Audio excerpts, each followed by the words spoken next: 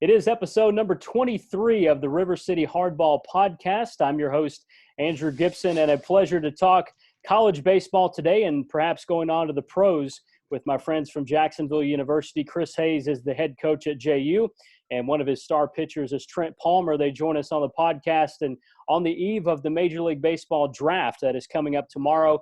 Guys, appreciate you joining us today. How are you? Doing well.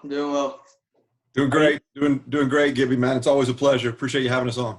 Absolutely. Before we get really into things, Coach, I've got to ask you, this backdrop you got behind you there, Rod Carew and Kevin Youkilis, good stuff right there, Coach. These are that's my holy grail, kind of. These are my guys, and both of them played the game the way I want to play the game, the way I want our guys to play the game. That's awesome. Trent, how nervous are you right now? There's a pretty good chance, I would add, that you're going to get drafted tomorrow night in the Major League Draft, or perhaps in some fashion in this draft. What are your nerves like right now, man? I don't really got any nerves. I guess it's something I can't really control. So I try to take my mind off it, play golf a lot, fish a lot. Just kind of pass time, I guess. Trent, you're a junior right-hander out of Jacksonville University, 6'1", 230. You were on a roll. I mean, obviously COVID-19 cut short your season, but you had a complete game, 13 strikeout performance earlier this year. Take us back to that game, Trent, and what was going through your mind? What was going through your body in that performance? I think the biggest thing was this year I just kept focusing on giving my defense a chance to make a play. A lot of help from, honestly, the coaching staff this year too, just helping me get in the best situations to succeed. But I guess whatever Jerry called and got sent in, I guess that's what I was throwing, and it worked out pretty well. Coach, what about you? What did you see out of Trent Palmer in a shortened 2020 season? It was special, and it was on the verge of being really special. And I hate that we didn't get a chance to see 12, 13, 14 more starts out of him, because it would have been an all-timer in Jacksonville University history. But for Trent, his growth was really, there was a little uptick in velocity, a little uptick in command. Really started repeating his delivery more readily and had a really good feel for what's going on. And then he upticked also in his composure. He didn't let things get to him on the mound the way they had in the past. He's a very emotional guy on the mound. Off the field, he's really laid back and chill, but on the mound, he is really, really emotional. And in the past, he's kind of used that to his advantage, but it also became detrimental for him. And really this year, he worked really hard at it. And this year, he really cleaned it up. And there wasn't one moment this year where you saw the composure lack or composure go a little sideways for Trent. And then everything else kind of fell into place as a result. So it's a credit. I mean, it really is. It's a credit to him for buying into what it is we're doing, understanding where he needed to grow, and then going at it like a bull in a china shop. That's just what he's doing. Trent, where do you think you've grown the most over the course of your JU career? I think the composure is probably the biggest thing. Last year, a lot of things, I guess, didn't really go my way. And there were things I really couldn't control, even though I continued to try to. And this year, I just tried to do everything I could to make sure nobody really knew whether we were up 10 or down 10. Going back to Trent's freshman year, Coach, he was your setup man and a very good one. Now growing into a starter, how have you seen him develop over the course of his career at Jacksonville University? Well, it's just taking the opportunity that's provided for him and running with it. He, as a freshman coming in, I know he was confident. He was confident in his stuff and who he was as a competitor. But for him to come all the way down here from the great state of Minnesota and gel with those guys in the locker room, buy into what we're doing at Jacksonville University, and take the role that he was provided, which, we had 3 really good freshmen that year that were very impactful with Trent, with Chris Maloney, and Austin Temple. And each of them kind of developed into their own role. Maloney took the closer's role and ran with it and turned into an All-American, led the country in saves. We don't get to that point without Trent, and Trent's kind of the unsung hero coming in the 7th and in the 8th and giving the ball to Maloney It really was I mean, on a lesser version, but you think back to those great Yankee teams with, like Mariano Rivera and John Wetland. If you get to the sixth inning, the game's over. And it's kind of what we had. We kind of felt that way in that dugout, and those guys really felt that way, especially behind them, knowing if we can get to the sixth or the seventh with a lead, this game is over. And it showed because we were 36-0 if we had a lead. Going into the seventh inning, we were 36-0 that year, going with a lead in the seventh. So with Trent and Maloney on the back end, man, that was something special. At both of them as freshmen. The Major League Draft is coming up tomorrow night. Coach, do you think Trent's going to get drafted tomorrow? Tomorrow, maybe. I feel a lot more confident in his opportunities on Thursday because they're just going one round tomorrow. So I think they're going 30, 36 picks, 35 picks. They've got the first round and then a couple of supplemental picks tomorrow night. Be phenomenal if it gets the opportunity and his name is called. We'd all be celebrating for him. But more than likely, that name's going to be called on Thursday and probably pretty early. Trent, I asked you your emotions going through that. I mean, what is this experience like for you right now, knowing that you went through your career and you grew so much as you have at Jacksonville University, but now, I mean, man, you're on the precipice of possibly being a major league player. I mean, what is that like? I think it's kind of something I've always dreamed of as a kid and just something I've always kind of worked towards. And really going to Jacksonville is probably the best decision I've made for myself personally and for my baseball career. So I guess it's more or less kind of like a surreal feeling just to see things kind of come together.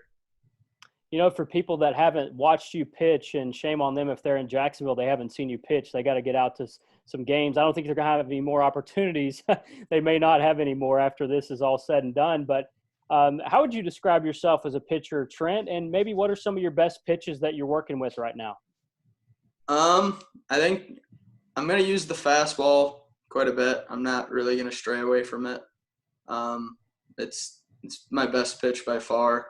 But I do like using the slider a lot. And the biggest addition is probably my split finger. It just helps me face left-handed hitters with a little bit more ease and just add another pitch in the back of their mind.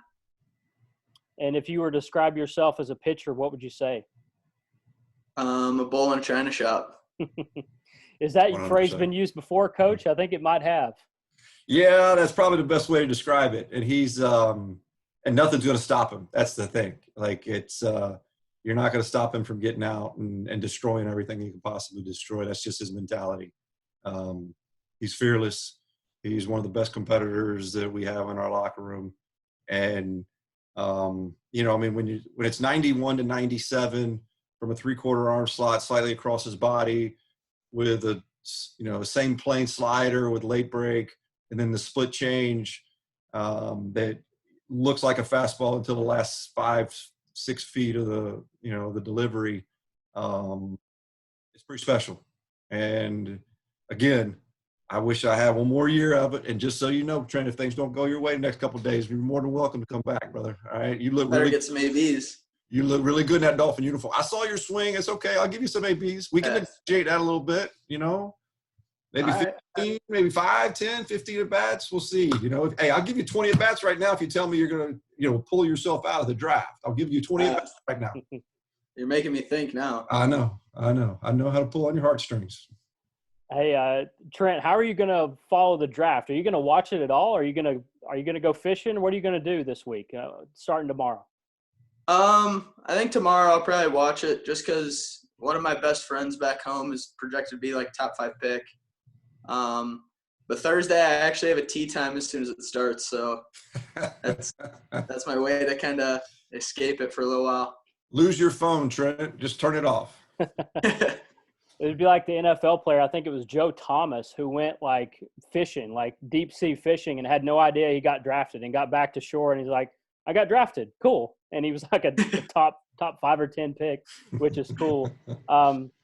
But that's awesome. It's going to be an awesome experience. I think you probably will get drafted. So there's a chance that you're your days as a Dolphin may be numbered, but looking back on if it is the end for you at Jacksonville University, how will you look back on your career at JU, Trent?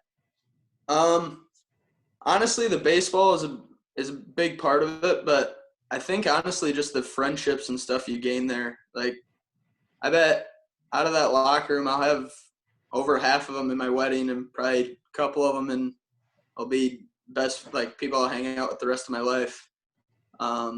It's just something that locker room gives you that I don't think many other places get. You're with each other literally like 22 hours a day. There's not much sleeping out of us boys. Coach, if this is it, your last opportunity to coach Trent Palmer, what will you remember about him? Dominance, bullheaded, stubborn, electric.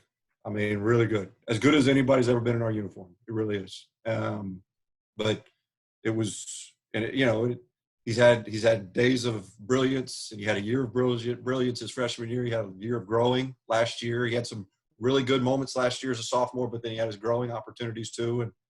And this year was as good as I've seen, and for 4 starts. So that'll be my memory. But hopefully we can make some more memories together next year. Yeah, that's what kills me too. Yeah, you hope so, right? That's what kills me too, guys, is 4 starts. That's all you got. I mean, this virus killed everything as far as the season goes. How did you deal with that? I mean, only getting 4 starts, and I think 3 of your starts you had double-digit Ks, right? I mean, you were rolling. Yeah, I think the way I dealt with it is kind of everyone was in the same boat. So I guess I really didn't take it as like a me. It was more like it's kind of us as a group. Like the team we had this year, I mean, it was very comparable to our freshman year. We had the pieces to make another run, and unfortunately the virus got the best of it. Trent, final thing, guys, and I'll let you go. Again, I appreciate the time. Is there anybody that you'll follow and watch the draft with, whether it be tomorrow or Thursday? Anybody special to you that you'll take it in that experience with? Probably just a couple buddies from high school that I've always stayed connected with and been around. I mean, obviously I wish I could be down in Jacks, but I couldn't be, unfortunately. Well, Trent, I wish you the best. Whatever happens, if you're coming back to Jacksonville or you're going on to the big leagues, I appreciate the time, and Coach, you as well. This was great stuff. I appreciate it. I appreciate it. Thanks for having me on.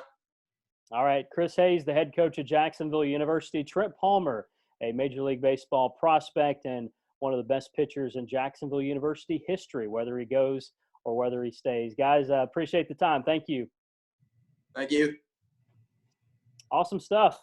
I didn't want to ask about Minnesota because it's a slippery slope, as you know. So, yeah, I appreciate it. It's Thanks. best not to. Yeah. Yeah. But that was great. Yeah. Good. That was great stuff, guys. Trent will have a lot of time to figure out what to say whenever he has to speak to it, because he'll probably have to speak to it probably in the next week or 2. So yeah, I'm sure you can figure out what you're going to say. So yep. Well, hey guys, that was awesome. What I do with this is I tweet out clips. Coach, you may have seen this, but this is what I do on Twitter. So I edit the videos and tweet out a couple of clips. Are you on Twitter, Trent? I am. Okay, I'll have to follow you. What's your handle on there? Palmer2413. Sweet. I'll definitely tag you on there, you as well, Coach, and I'll send out a few clips. And this will be good because this is the eve of the draft, and when you get drafted, hopefully you get drafted. That'll be awesome. But I'll let you guys go, man. Thank you so much. Appreciate it. Appreciate it. Appreciate it. See you. All right. See you guys. Bye.